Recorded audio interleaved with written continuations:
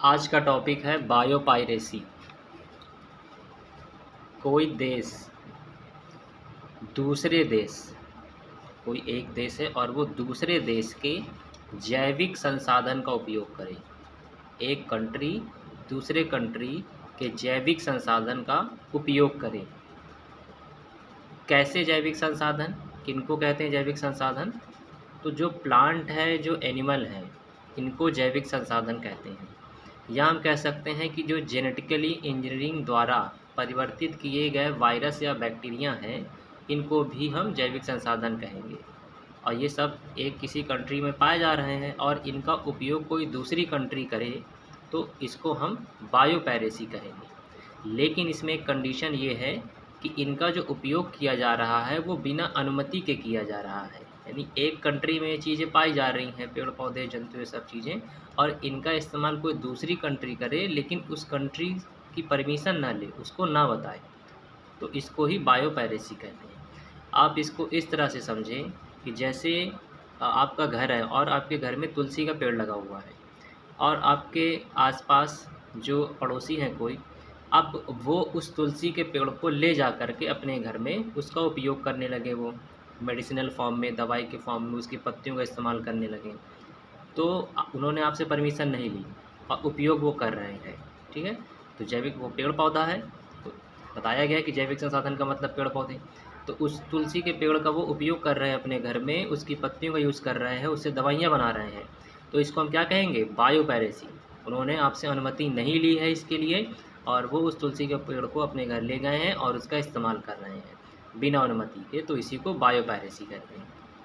तो यहाँ पे कोई देश लिया गया है और चिकित्सा उद्योग भी माना जा सकता है। तो कोई कंट्री है, वो एक दूसरे कंट्री के जैविक संसाधन का इस्तेमाल करे, या हम कह सकते हैं कि कोई चिकित्सा से संबंधित फैक्ट्री है, कुछ इंडस्ट्री एरिया है, इंडस्ट्रियल है, और वो लोग दूसरे कंट्री की जो संपदा है उनका इस्तेमाल करें वो।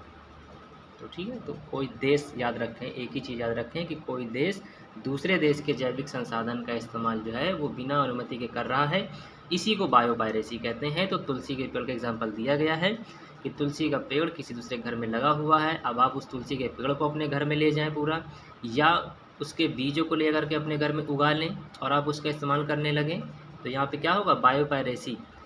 तो उस पर अधिकार आपने कर लिया कि हाँ, ये तो हमें इसको जानकारी है, हम इसका इस्तेमाल कर रहे हैं। आगे जानते हैं।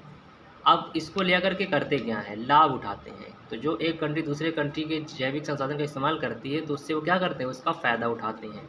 कैसे फ़ायदा उठाते हैं? आगे देखते हैं। जो अविकसित व अल्प विकसित देश हैं, ऐसे कंट्री जो कम विकसित हैं, अब उनके यहाँ टेक्नोलॉजी का जो है विकास नहीं है, टेक्नोलॉजी नहीं है, जिसकी वजह से वो अपनी संपदा का लाभ नहीं उठा सकते। उनको पता नहीं उस मशीनरी के ज़रिए उसको कैसे हम क्या बना सकते हैं, कैसे चेंजमेंट कर सकते हैं। कि जैसे तुलसी का पेड़ है, उसी के बारे में बात करते हैं, और उसको ले आकर के कोई अपने घर में जो पड़ोसी था वो ले गया और उसको उसने मशीनरी के ज़रिए उससे कुछ दवाइयाँ बना ली, और वहीं आपके घर में वो मशीनरी नहीं थी। तो यहाँ पे क्या है कि जो कम विकसित देश हैं वहाँ पे टेक्नोलॉजी का इतना नहीं है स्कोप, वहाँ पर उनके पास नहीं है वो टेक्नोलॉजी, जिससे वो उनके देश में जो चीज़ पाई जा रही है उसका वो उपयोग नहीं कर पा रहे हैं बेहतर तरीके से आगे के लिए। ठीक है, तो अब कौन से देश हैं हम ये जानते हैं। तो जो देश हैं उनमें प्रचुर मात्रा में जैविक संपदा मिलती है। तो वो कौन कौन सी कंट्रीज़ हैं जिनमें जैविक संपदा यानी कि ये जैविक संसाधन जो है बहुत ज़्यादा मात्रा में मिलती है? तो अफ्रीका की बात करते हैं। अफ्रीका महाद्वीप है और इसमें 54 कंट्रीज़ पाई जाती हैं। तो अफ्रीका महाद्वीप में 54 कंट्रीज़ आती हैं, तो वहाँ पर भी इनकी बहुत ज़्यादा मात्रा मिलती है जैविक संपदा की। एशिया में 48 कंट्रीज़ हैं। एशिया में अपना भारत देश आता है। लैटिन अमेरिका, ये भी देशों का समूह है और इसमें 33 कंट्रीज़ आती हैं। तो इन जगहों पर बहुत ज़्यादा मात्रा में, प्रचुर मात्रा में जैविक संपदा पाई जाती है, जिनका उपयोग दूसरी कंट्रीज़ जो हैं करती हैं और उनसे वो लाभ उठाती हैं। लाभ उठाने का मतलब बता दिया है, उसका बड़े पैमाने पर उपयोग करके मशीनरी द्वारा उससे कुछ नए प्रोडक्ट बना करके वो दुनिया भर में उसको सेल करते हैं। इस प्रकार से वो लाभ उठाते हैं। विकसित देश औद्योगिक स्तर पर नए उत्पाद बनाकर लाभ उठाते हैं। तो जो देश विकसित हैं, जिनके यहाँ पर टेक्नोलॉजी है, वो उसको बड़े पैमाने पर, बड़े स्तर पर उससे नई चीज़ें, नए प्रोडक्ट बना करके उनको वो सेल करते हैं और फ़ायदा उठाते हैं, पैसे कमाते हैं। भारत सरकार ने कई ऐसे संगठन बनाए हैं, जैसे कि उदाहरण के तौर पे जीआईक, जेनेटिकल इंजीनियरिंग अप्रूवल कमेटी। दूसरी है जेनेटिक इंजीनियरिंग संस्तुति समिति, जो क्या करती है, जो आनुवंशिक पदार्थों के अनुसंधान यानी रिसर्च, जो जेनेटिकल मैटर है, जो मटेरियल है, उसके रिसर्च संबंधी जो कार्य होते हैं उससे संबंधित, उनको वैधानिकता, उनको जो है अप्रूव करती है, वो उनकी वैधानिकता उनको देती है लीगली। और जो जीएम जीव हैं, जो यानी कि जो जेनेटिकली मॉडिफाइड ऑर्गेनिज्म हैं, जो जीव हैं, उनकी सुरक्षा का भी निर्णय लेती है। यानी ये कहीं न कहीं संपदा जो पाई जाती है किसी कंट्रीज़ में, तो उनको वो वैधानिकता और उनकी सुरक्षा पर भी ध्यान देती हैं। तो ये भारत में 2 बनाई गई हैं संस्थाएँ। आगे आगे उदाहरण है, धान जो है हज़ारों वर्षों से एशिया में उगाया जा रहा है। एशिया का मतलब हमारी कंट्री, भारत कंट्री, एशिया में बहुत हज़ारों सालों से उसको उगाया जा रहा है। तो केवल भारत में धान की जो है हज़ारों किस्में मिलती है, हज़ारों वैरायटी मिलती है। जिसमें अगर हम बात करें बासमती चावल की, तो बासमती चावल की ही सिर्फ 27 किस्में हैं भारत में। बासमती चावल की 27 वैरायटी पाई जाती है। लेकिन अमेरिका ने क्या किया, अमेरिका की एक कंपनी है राइसटेक, उसने 1997 में बासमती चावल का पेटेंट ले लिया। पेटेंट का मतलब एक तरह से कह सकते हैं कि लाइसेंस ले लिया उसने, और ट्रेडमार्क अपने नाम ले लिया उसने। ट्रेडमार्क का मतलब कह सकते हैं कि ब्रांड, एक उसने एक लोगो, एक चिन्ह उसने बना दिया उसके लिए, और उसने ये कहा कि ये तो भैया हमारे यहाँ का है और इस पर सिर्फ हमारा अधिकार है, हम ही इसको जो है बेच सकते हैं और कोई कंट्री इसको नहीं बेच सकती है।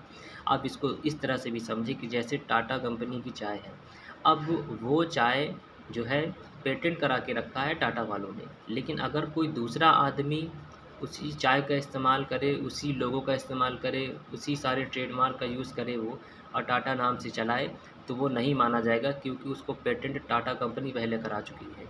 तो अब वो इल्लीगल होगा। तो उसी तरह से अमेरिका कंपनी ने बासमती चावल को पेटेंट करा लिया, ट्रेडमार्क ले लिया, एकाधिकार प्राप्त कर लिया, यानी स्वामित्व प्राप्त कर लिया उसने। तो अब उसको दूसरा कोई अदर कंट्रीज़ में नहीं बेच सकता सब जगह पर पैकेट करके, क्योंकि उस कंपनी का अधिकार है, अमेरिका कंपनी का अधिकार हो। इसके अनुसार कंपनी जो है बासमती की नई किस्मों को अमेरिका व अन्य देशों में बेच सकती है। तो उसने पेटेंट करा लिया है, तो अब वो कंपनी जो है अमेरिका में बासमती चावल को पैकेट में बंद करके बेच सकती है और दूसरे देशों में बेच सकती है, उस पर उसका अधिकार हो गया। जबकि ये जो है ये भारतीय किसानों द्वारा विकसित की गई है। ये बासमती चावल जो है भारतीय किसानों द्वारा विकसित की गई है, लेकिन अपने यहाँ पर टेक्नोलॉजी ना होने के कारण, या कहें कि जानकारी ना होने के कारण, उसको पेटेंट नहीं करा पाएँ, और उस कंपनी ने पेटेंट करा करके वो उसको सेल कर रही है।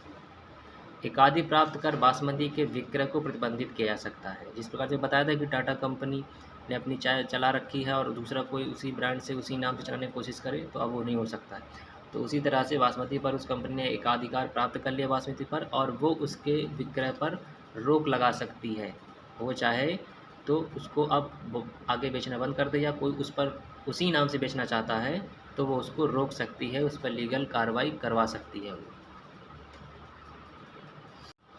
तो हम इसको फिर से एक बार समझते हैं कि जो बायोपायरेसी है, इसमें एक कंट्री द्वारा दूसरे कंट्री में पाए जाने वाली जो संपदाएं होती हैं, जो पेड़ पौधे जंतु होते हैं, उन पर एकाधिकार कर लिया जाता है, पेटेंट करा लिया जाता है, ट्रेडमार्क अपना बना लिया जाता है, और उसको सिर्फ वही बेच सकती हैं, दूसरे का अधिकार उस पर नहीं होता, और वो लाभ उठाती हैं कंपनियाँ।